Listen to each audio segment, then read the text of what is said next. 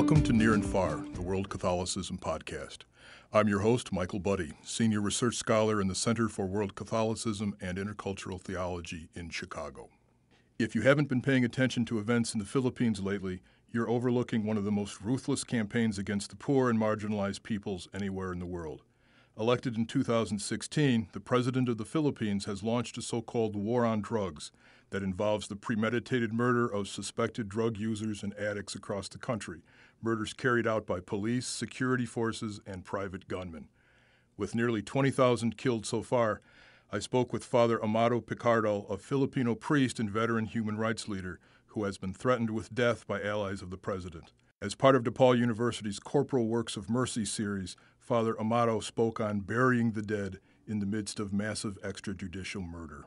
Welcome, and thank you for joining us. Thanks, Michael. Thanks for having me. Now, you're at DePaul University to speak on, as part of a series on the Corporal Works of Mercy, sponsored by the Center for World Catholicism and Intercultural Theology. You're talking tonight on events in the Philippines of great concern to people around the world. For those among our listeners who haven't heard about recent developments in the Philippines, what's been happening? It's almost impossible to believe what's going on unless one's been following the news from that part of the world. Well, for almost the last 2 years, since the start of the Duterte administration, there's been almost 20,000 killed in these extrajudicial killings in the war on drugs. So Extrajudicial killings? Yep. Tied ostensibly to the war on drugs? Yeah, carried out by police and death squads that are composed of police and their civilian assets. And President Duterte was elected in 2016, is that correct? Yes, May 2016. And before that, he had been mayor of a major city in Mindanao, correct? In Davao City, yeah. Okay. What was his administration like there before he became president? Well, the administration was actually characterized by extrajudicial killings. He called it the war on criminality, and that this was carried out by killing petty thieves, petty criminals, users, and pushers. And over those years, there were 1,424 victims of extrajudicial killings. Now, in my experience, regimes that use extrajudicial killings are generally discreet about that sort of thing. They want to have a certain measure of deniability to distance themselves from actual responsibility for it. But it sounds like both in his time as mayor and also now as president of the Philippines, he openly boasts that this is a central part of his policies going forward. That seems striking in comparison.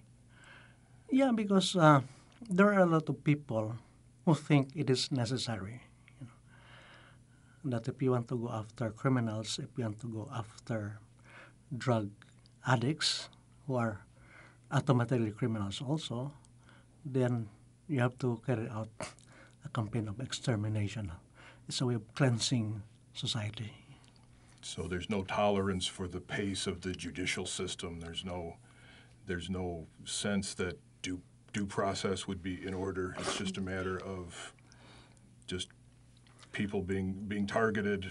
I assume this is mostly lower level people. These aren't drug dealers and kingpins. No. Most of them are poor. Most of them are young people. And there are the people who'd like to have a shortcut.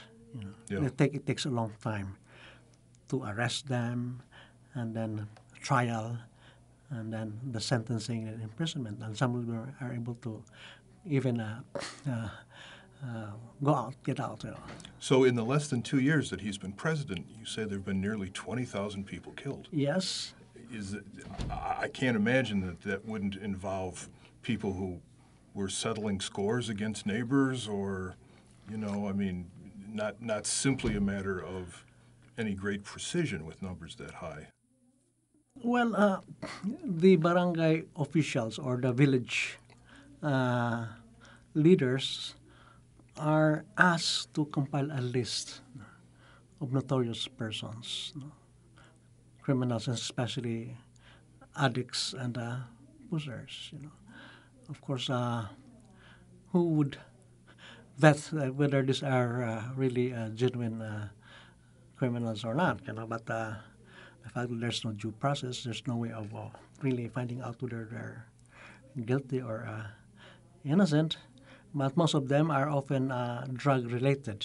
That's what they would say. Is it your sense that there's a fair amount of support or buy-in at local levels of government in some places for these types of policies?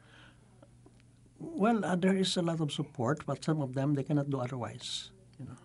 They have no choice but to cooperate with Oh, yeah. Otherwise, the then the mayor or the village head would be accused of coddling with them. So some of the cooperation itself is a product of the same coercive practices and apparatus. Yes, it is. Yeah. Duterte was elected with 39% of the vote in a divided multi-candidate election. Yeah. How do you assess his support nationally after two years in office? Is he becoming more popular, less popular? Is his base, who constitutes the base of his supporters nationally? If you just follow the polls, the polls would give him very good ratings in terms of support. But you have to find out, the questions that are being asked. For example, if you ask, do you support the war on drugs? Of course, many will say, yeah, we support the war on drugs. But if the question is asked about the killings, majority, 80% would say they're not in favor of the killings. They prepare that they're kept alive and then go to the whole process. So, but if just base it on we've been from time to time, supporters would call for a rally, mass demonstrations in support of him. Those who come are scarce, actually. They don't have the numbers. So, it's very difficult to know what is the level of support because they have a lot of trolls also in social media. Sure. Yeah. And I'm sure that the regime wants to be selective in the opinion polling that it releases and promotes to make it look as though there's a broad popular upswell in support of this. Yeah. Does it break down in terms of class differentiation? I mean, is he popular with the business community or some of the business associations? He's more popular with the upper class, The upper and middle classes, Yeah. is that your sense? Than the poor, the other classes, Okay. because of course the target of these killings are the poor, and some of those in the upper class, of course they have this class bias, that they don't care if the poor are being killed. But among the middle class and among the intellectuals, there's again that's where the opposition are coming from, Can you tell us about the opposition? What the nature of the pushback against Duterte's extrajudicial killings has been and the forms it's taken? Well, in terms of the political class, the politicians, he has a supermajority, and that is understandable because in the Philippines, there's a lot of turncoatism. Whoever is in power, then they just shift their loyalty, because there's no such thing as party loyalty. The civil society organizations, they're actually not that big, the human rights groups. It's a church, actually, the institutional church that is providing all this pushback or the resistance. Lately, also the left, because earlier on, there was an alliance between Duterte and the left, but there's been a falling out. My understanding was that Duterte often used an anti-colonial sort of message to insulate himself from challenges from the left. Yeah, and even while he was carrying out these and also human because rights he had friendship abuses. with them, a lot of friends among them. But he actually admitted recently that he just used them to win in this election, whether it was in Davao and in this national election. His rhetoric was he claimed that he was a leftist, that he's a socialist. It's hard to imagine the degree of impunity that the regime is sort of presenting in carrying out their policies. The boasting of the numbers of people just killed on the streets, killed in the villages, without any sense of consequences or reprisals and so on. The president has said that he will pardon people who participate in this, that he will make sure they are not prosecuted. Yeah. And what are the status? What's the status of the other branches of government? You say that the legislature has been co-opted. I know that some legislative opponents of his have been targeted. Yeah. Has he succeeded in intimidating the judicial branch Of course, as well? he has, except a few of them, and especially the Chief Justice was a woman. But now his allies in Congress are started an impeachment proceeding against her. Majority of those in the Supreme Court support him. That's why even about the issue of the burial of the former dictator Marcos, and also the martial law in Mindanao, and its extension. With the role of the church in providing opposition to this, how would you characterize it? Is it at the level of street mobilizations? Is it church media? Is it pastors in the pulpits? What space exists and what means are available to resist and protest under current circumstances? The primary one is the pastoral letters that the bishops have came out with. So far, there are 3 pastoral letters, and all of these actually are condemning these killings and asserting that even addicts have rights, that are also human beings equal in dignity, and also that the call to stop the killing and start the healing, that they need to be healed rather than to be killed.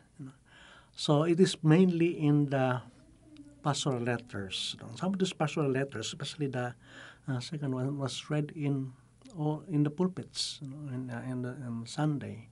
And that has been the role of the bishops, the Catholic Bishops' Conference, even during the time of Marcos. Remember that one of the triggers of the people power against Marcos was the statement coming from the bishops after the elections, claiming that the fraudulence of the elections and saying that Marcos no longer had the moral ground to govern. And that is why that the statements of the bishops have been taken seriously, by especially those in government. But it's not only the bishops. It's also the Association of Religious Superiors against the statements, and from the Council of the Laity of the Philippines. So most of these are statements that are often picked up by the press. So it's men and women religious, it's lay organizations, and then trying to make those available through the mass media and social media.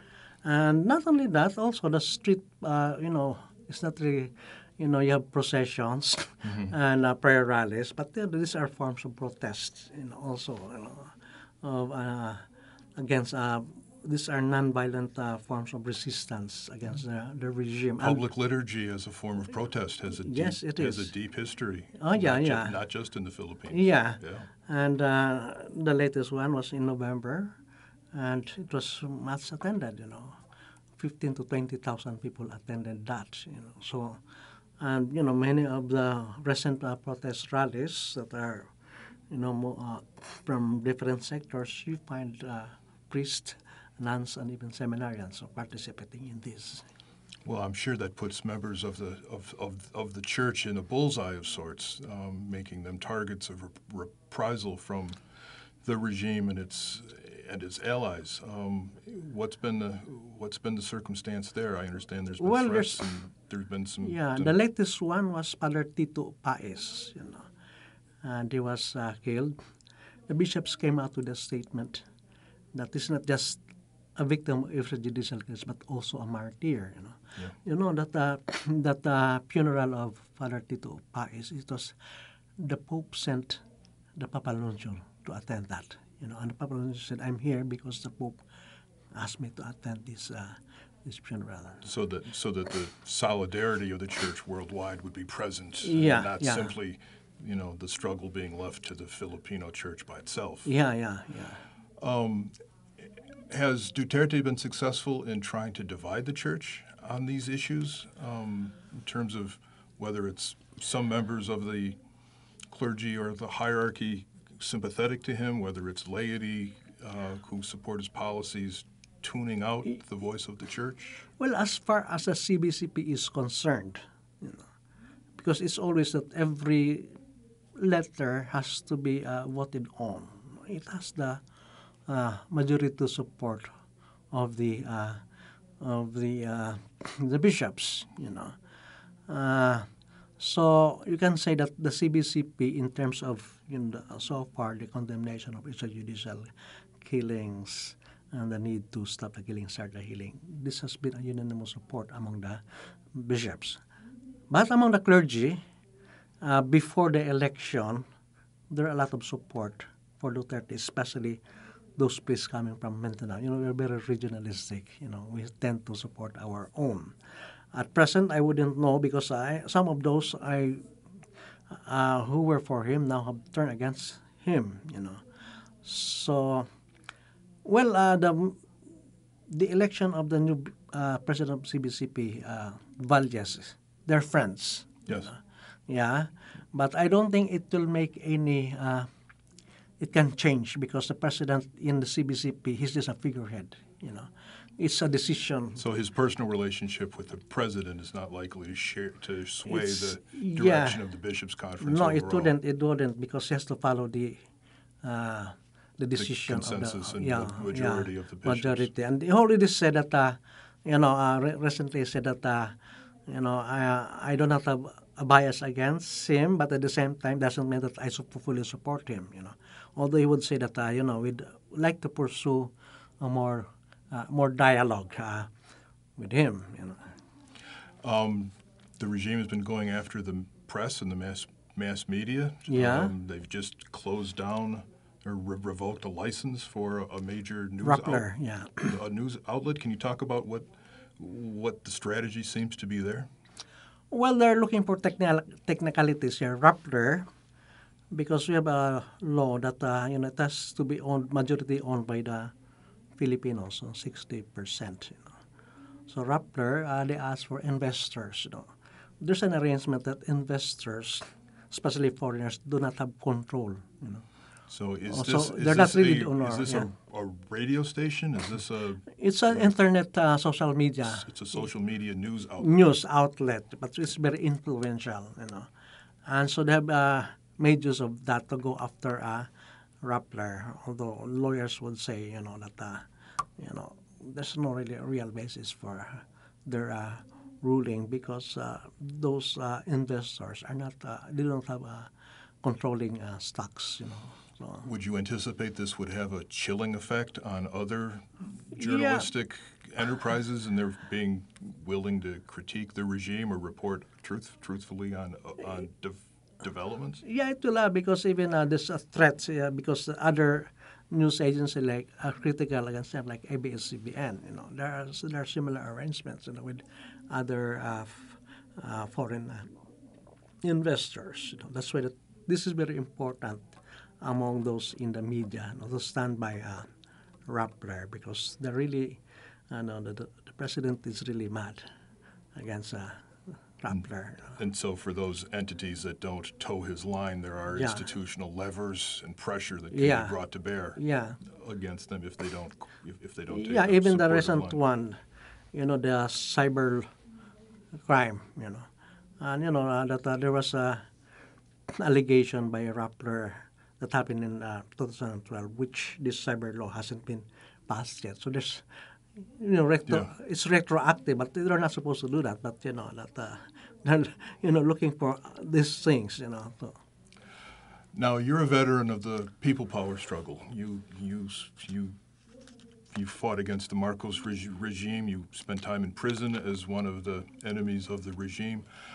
At this early point, how do you compare these two eras in terms of the severity of the crisis, the prospects for renewal or mobilization to counteract it? How do you compare these two very different eras? The last 2 years has been more bloody than the time of martial law. Actually, the numbers now, the bodies have piled up, is much more than what has happened over the years, from 1972 to 1986. It's double the number of those who were, we call it salvaging before. And that is why that this, even if he has not declared martial law, but actually he doesn't need to declare martial law because he controls everything. He has all the benefits of martial law without the need for a formal declaration. Yeah, of course he has declared martial law in Mindanao. Right. And of course, if he extends it nationwide, it's the same because they're using threats. The threat of rebellion, the threat of ISIS, the threat of this. And they say it's not just Mindanao, but the whole Philippines. But it doesn't even need to declare that because he controls everything. But it's much more bloody and much more brutal, than even the dictator Marcos. That would surprise many people because of the reputation that Marcos had for not taking opposition lightly. But yet, as you say, Duterte's killed so many more people in such a shorter period of time that it's really remarkable to lay them side by side that way. Duterte's not an isolated phenomenon in some respects. I think, tell me what you think. You look around the world for people being elected who would have been considered unacceptable in years past for one reason or another. I think it would be a mistake to look at the election of President Duterte as an accident or something that would be unexpected, when perhaps maybe it's an extension of kind of the failures of the political class previously. The clientelism, the corruption within government even after the ouster of Marcos, regime after regime, almost made possible someone like Duterte. And I'm not sure if that resonates with your own reading of things. But well, according to some analysts, it's the trend of populism, worldwide.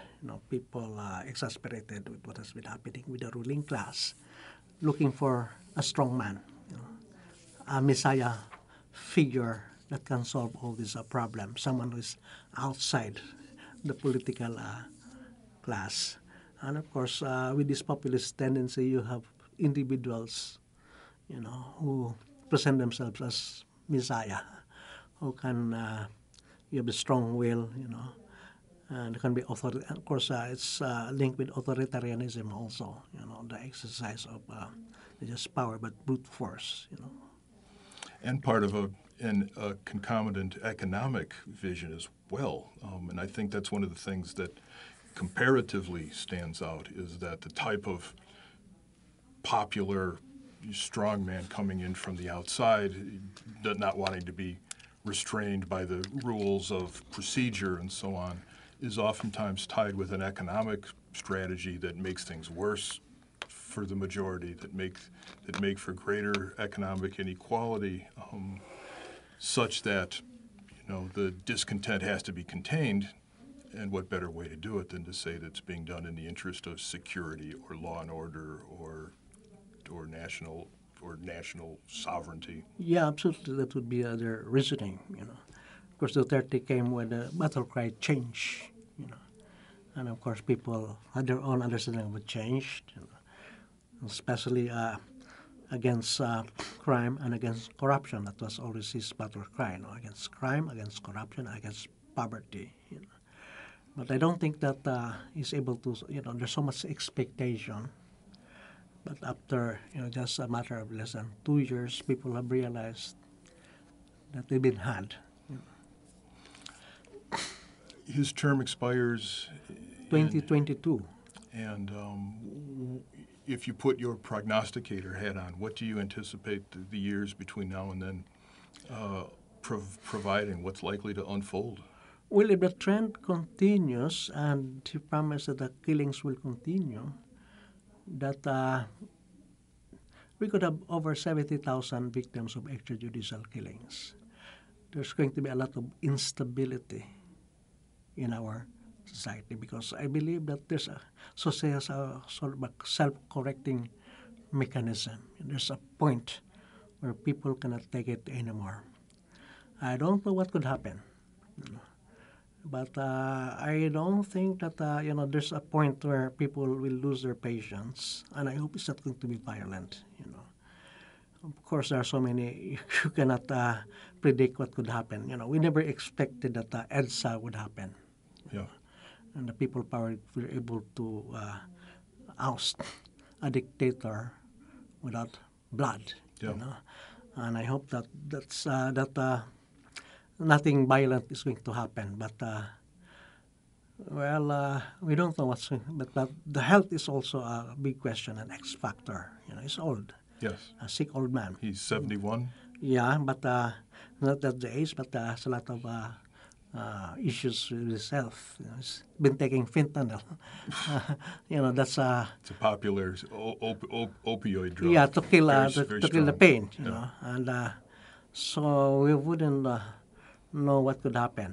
But I hope there's no military coup. Because I don't think he has the full support of the military. So anything can happen. But I don't. I just hope he will not be able to finish the term because it's going to be very, very bad for our country. What do you anticipate the church's role to be evolving going forward? Do you see signs of greater willingness to sort of build an alternative way to understand this, to support people in civil society who are being targeted by the regime? Well, the church has always been working hand in hand with civil society. That's why that I'm also part of the Network Against Killings. It's actually a civil society group, but a lot of church people involved in that.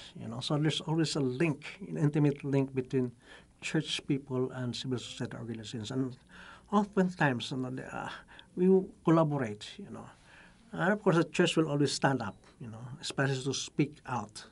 It cannot be silent. It has already found its voice. It has always speak out. There's no way that it was going to be it's going to retreat.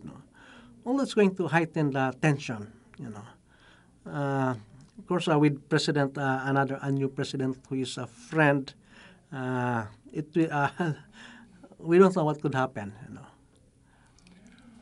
For people who wanted to keep current on information in the Philippines with regard to human rights, the death squads, and so on, what sources of information would you recommend people consult to be able to get a more adequate picture of what's going on at the local level or outside of the public relations campaigns of the government?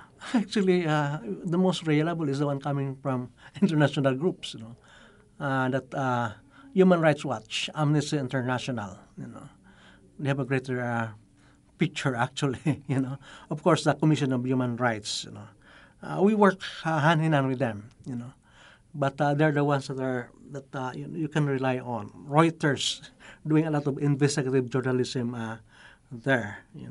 So the information is still available if people are willing to work hard enough to access it. Oh yes, at yes. this point. Yeah. Well, that's a good sign. And what we're doing now is we don't rely just on the numbers, statistics. We're compiling case studies, reports and everything, the details of what happened to these people. They're not just numbers or statistics, but these are people. Who are they? How old were they? What were, that this It would seem to be important to humanize the victims, to Oh, yes, tell their stories. And these are someone's children and someone's parents, not simply people who can be discarded, but that seems to be the regime's way of calculating these things. Yeah.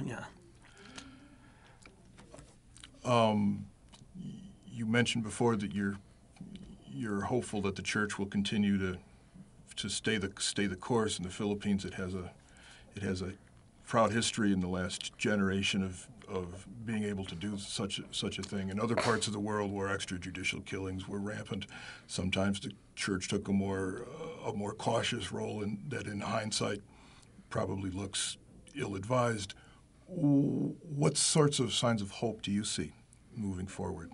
These are dark times, and they're not going to immediately improve. Where do you look for encouraging signs or hopeful signs? Well, first is the growth of resistance coming from civil society, from artists, social media even. You look at before it was the trolls that dominated the social media. Now there's a shift. You look at so it's not simply trolls and paid publicists trying to sort of defend the regime and dominate the conversation. Yeah, now it's against. It's now in favor of those. The resistance is growing in social media now, compared before. So you find this resistance growing in all parts of society, schools. So the church is part of that, and I think the church backing is important, and that speaks out, and because it speaks out, it gives courage to others to come out. And I'm amazed because it took a very long time during martial law, for the resistance to build up. But now in less than 2 years, I see a lot of signs of resistance that are rapidly growing. Oh, those are encouraging signs indeed. Yeah. Father, many thanks and best of luck in your important work. The Philippines is on the cutting edge of so many important things in the church and in the world, and we hope for better days for everyone soon. Yeah, and I'll be asking for prayers for our country, that will be delivered from evil. Very good. Thank you very much. Welcome. Near and Far is produced by the Center for World Catholicism and Intercultural Theology, a research institute focused on Catholicism around the world with special attention to the Church in the so-called Global South. The center is sponsored by DePaul University, a Catholic university in the Vincentian tradition in Chicago. Production assistance for Near and Far comes from Greg Barker, Anna Gallen, Francis Salino, and Karen Kraft. For more information on the center and its activities, look for the Center for World Catholicism on the web, Facebook, or Twitter.